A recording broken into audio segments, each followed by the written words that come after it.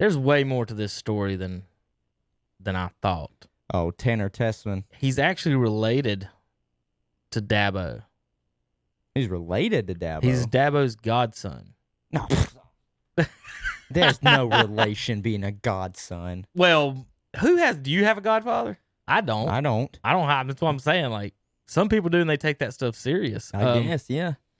It says Tessman, 6'2", a 90-pound midfielder. I don't know what that means. I guess you do. Signed a scholarship with the soccer program, but also would have counted a football scholarship per rules. Tessman, who is Sweeney's godson, did not play high school football, but kicked a 65-yard field goal during Dabo's summer camp last year. Says he's an amazing athlete. He is a potential Deshaun Watson type guy for soccer. To have an opportunity to have a guy who can come in and play both sports is unbelievable. He's going to be especially when he gets here and really start working on his craft. He can kick it left-footed, right-footed, however far you need him to kick it. He can punt it. He can kick off. He's just a raw guy. So that's him talking about him coming to play football, but instead he signed with the MLS, FC Dallas. Yeah. I mean, why not, Trying to pull up see if it'll show me the he contract. Worked with, I wonder how much money he's He was a part of their academy team, and he scored a lot of goals for their academy, 25 goals in 67 appearances at the U.S. Soccer Development Academy. So, I mean, you know what? If you're better at soccer, right, then do it. Right. If you think that's what is going to allow you to have a successful career, then do it. And if the money is there, I guess you're going to make more money it. if you're a good soccer player as opposed to a good kicker, right? Oh, God, yeah. Oh, my God, yeah. Because not only that, and I this could go on. I could go on a rant, really, on how we need to let the best players that we have in America, let them go and play overseas in club ball, but also retain them to play nationally and not have joint, because some people have joint citizenship. Mm-hmm. And in soccer, it's weird. If you have joint citizenship, when it comes to the World Cup, you can play on either team. You just have to decide, and that's the one you have to stick with. So if we've had joint nationalists as well, where some of them are of Mexican descent, and of course they live in the United States. Right. And Tebow's actually playing for the Philippines in the World Baseball Classic. Yeah. So yeah, there's stories like that all the time. Tim Duncan is from the Virgin Islands. And so when it comes, to soccer, it's like, look, and this would be the only time I really get to speak on it because we don't talk about it much, but, soccer in America, what we need to do, of course, is focus more on opening up academies if we ever want to be good at the sport and have them work through almost like academies for the FC Dallases, for the Atlanta teams, for all of the professional teams. It's the same, almost model it exactly how the Europeans do it. If you show talent, they pick you up at a young age and they work you up through their feeder system. And that's what you do. Of course, you go to school as well, and you do your basic classes. But when class is over, you go to and you practice soccer. That's just what it was. That's how we can get better. We need a relegation system to where the worst team in the MLS gets relegated down, and the best team, and I think it's just USA Soccer League, they get bumped up. I would love that as well. And then we always say, or we always hear about the best players that we have. They want to play in the United States. They want to play for the MLS teams. No. Go play overseas. Play against the best competition you can, because that's what's going to make you better. Pulisic plays over in Germany. So we've got, even Landon Donovan played over in England. Tim Howard played over in England. You go play the best competition out there, and it's going to make you USA Soccer, I'm talking the national team, better. It's just one of the things that really grinds my gears is just, these great players, instead of continuing to play at the highest level overseas if they're available to. I understand getting homesick and coming back home and playing, but you're basically coming back to playing lesser competition. No offense to the MLS at all. I enjoyed going to the games. When I visited my best friend out in Utah, I went to the Real Salt Lake game. That was really fun. But if you're just asking me, you got to play against the highest degree of competition to continue to keep your skills at a high level, because then you start to get complacent when you start to play lower levels, saying, well, I don't really need to work at it much more. I'm still dominating on this level. I mean, why do you think a lot of Europeans or, a lot of the bigger named players come and play in the MLS towards the end of their career? They're like, this is almost a retirement league. Zlatan, he played for a year here in LA with the Galaxy, and then he was like, it was too easy. I dominated here. And what did he do? He realized he still could play at a high level. Now he's playing over in Italy in Serie A. So if you're just a soccer fan in general, you really want your players to continue to play at a high level. So encourage them, not push them. Don't say you have to do it, but encourage them. If they have the skills and they have the high ceiling, go and play overseas. And I think really they would benefit, and professional soccer would benefit from it as well. But to me, it starts in the homeland and the academies. We have travel soccer that it is, and it's almost like AAU basketball, travel soccer for a lot of people. The college system, instead of going out and signing a lot of kids overseas, sign more kids in the Americas. I know it's a win now mentality. It isn't every sport at the college level, so you always want to get the best players available, but sign the kids at home before you go and offer a kid a contract or a scholarship overseas. Build that up. But again, I will always harp on we got to have academies, and you got to start focusing on the kids at a young age. And I think that's just how American soccer will get better. And I know this is probably the first time a lot of people have ever heard soccer be talked about so much on this station, but it's just, it's at the point where the sport is just growing so fast, and they're already adding so many teams. It's going to be everywhere in the United States. And it's, the biggest sport in the world. So why would you not It embrace is not it? the biggest sport in the world. The biggest sport in the world by viewership is, guess what? The XFL. Nope. Cricket. Cricket will get over 1 billion viewers It's probably from India. in India. There you I'm go. about to say, it's probably from India. Did you see the stadium that Trump was at? I saw the rally, though. 135,000 Yeah. people. Good gracious. 135,000 people in one stadium. The stadium holds 110. They had 25,000 people sitting on the grass in the middle. 135,000 people showed up to watch Trump talk to the British, Indian Prime Minister. Yeah. Talked as well, but just cricket size, folks. That's a cricket stadium. That's not a football stadium. They got 110,000 seat cricket stadium. Yeah. Oh, man. Have you ever watched cricket? I have. It's fun. It's kind of exciting, but it's one of those things where I didn't know the rules though. It's like one of those things where you're like scrolling on one like random Saturday afternoon, and it just happens to be on. Same thing happened to me, and I was watching like the World Sevens tournament for rugby. That's wild. I love to watch rugby. That is wild, dude. I legit turned it on, and they were in the middle of a scrum. Yeah. And like the guy was at the bottom of the pile with the ball. And I saw a guy, and I'm like, dude, this couldn't happen in any other league. Run up and put his cleat in his face. I'm like, dude, he legit stomped him in the face. I said, this is assault to the highest degree. I went to London. Yeah. In the summer of 2004. Right. I think it was 2004, maybe 5.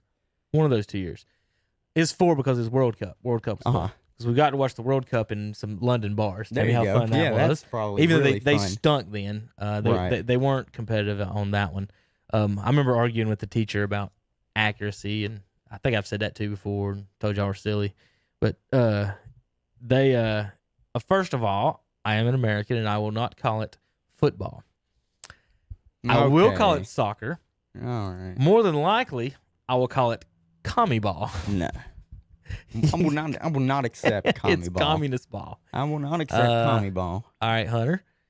Of all the countries that soccer is number 1 in, how many of them are communist? What percentage is communist?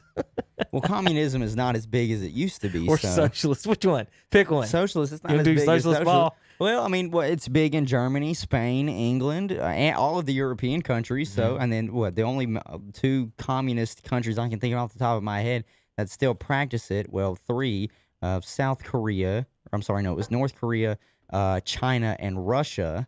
So Russia's not communist anymore. They're not. That Well, was in this. Soviet Oh Union. yeah, sorry. Well, people will still call them damn commies. So. Well, I know. That's what I'm saying. That's what I mean by the soccer thing. I Is know. everybody's a communist. If you're not an No. American, you're a communist. That's not. That's how. Bad That's how mindset. Bad mindset. It's a bad mindset. Nope. Oh man. Commie ball. Everybody man. gets to touch it. Somebody might score. The leader gets to score, and everyone else don't get to participate. Communist ball. Nope. All right, I can't for the life of me find how much he signed with. It's called a homegrown contract through 2024. Yeah. He's got options in 23 and 24 for the team. I can't find anywhere how much they're paying him. That's Dude, what I like. want. I like that. I want to know so much how much he's getting paid though. Oh. So because I want to be able to weigh the difference between going to school at Clemson or signing a contract in MLS. Maybe by tomorrow, one of us can. Well, can't you figure just this search? What is it called? A homegrown. I typed Testman MLS contract, and I haven't been able to. Homegrown MLS contract. Yeah, I mean, if you can find it, I'd be more than happy to be happy that you found it. How about that? How much is a MLS homegrown MLS contract? Mm-hmm. Okay, search encrypt. That is not what I wanted. You're such a piece of crap. Looking at a picture of Brady from the combine. Yeah. Jay Williams, top 5 players. Under 21. Jay Williams. It's basketball. Mm-hmm. Okay. Who would you have? Top 5? Mm-hmm. Are you asking me who I have at 1? Let's go. Let's guess the 5, and then we'll put them in an order. So wait, under 21 or 25? 21. Oh God. Well, majority of the people that were just drafted. Well, no. Okay, 2 of them that were just drafted. I'm probably going to be on that. It's going to be John Morant and Zion. Mm-hmm. So they're on there. Mm-hmm. Okay, so I just got to guess the other 3. Well, who's 2 from last year? Talked about him yesterday. What are you talking about? Trae Young and Luka Doncic. Oh, so they're on there? Or Luka is. Trae Young is on there? Mm-hmm. Oh, and one more, Jason Tatum. Jason, I forgot he's under 21. I wanted to speak on Jason Tatum, too. So Doncic, Tatum, Williams, Morant, and Trae Young. What order would you have those in? I would have Jason Tatum 1 right now. Mm-hmm. 2, I would have Luka. Mm-hmm. 3, I would have Ja. Mm-hmm. 4, I would have Zion. But Ja and Zion are interchangeable, and Trae Young would be last. All right. Your list is similar to Jay. Uh-huh. He switched the top 2, and then he switched 3 and 4. So he had Doncic, Tatum, Zion, Morant, and Trae Young. Trae Young was last regardless. Right. He was last regardless. So, I mean... Hunter. Yes. In 2013 was the last night. The Lakers won their 45th ball game. Right. They- I kind of figured it out. You got it? Well, it's rough, okay? Because this is what it is. It says 2019 guaranteed compensation. And I've got 4 comps that I can look at. There are 92 more rows. Holy crap. So... Didn't help me. Yeah, I'm about to write that down. Yeah, I know. We can't figure out how much a friggin' contract is for FC Dallas. I can't, because the way they have it is just like who was a part of a homegrown, and then it says their 2019 guaranteed compensation.